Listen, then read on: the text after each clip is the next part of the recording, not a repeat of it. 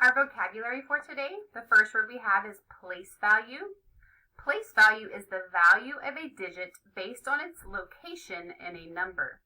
So we in third grade talk about ones, tens, hundreds.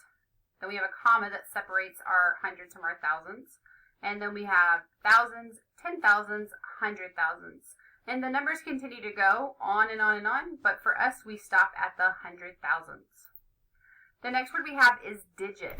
So if we have a digit, it's any number that is between 0 and 9. So we don't say that these are numbers, these are digits. The next word we have is decompose. When we decompose something, we take it apart. So if this is what we started with and we wanted to decompose it, all the blue came on this side and all the red went to this side. And we're going to talk about decomposing numbers here in a few minutes. The next one we have is standard form.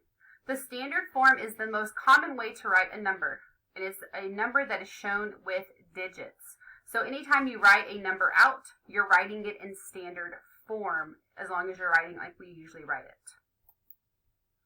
The last word we have for today is expanded form. An expanded form is an expression showing the specific place value of each digit. So if we had the number 294, this is written in standard form, and I wanted to break it into expanded, I would say that I have 200s, so I have 200 plus 9 tens, which if I counted by 9 times, I would get up to 90.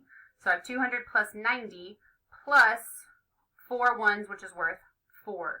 So with expanded form, I'm breaking it into its actual place value. And we're going to do some of that in a minute.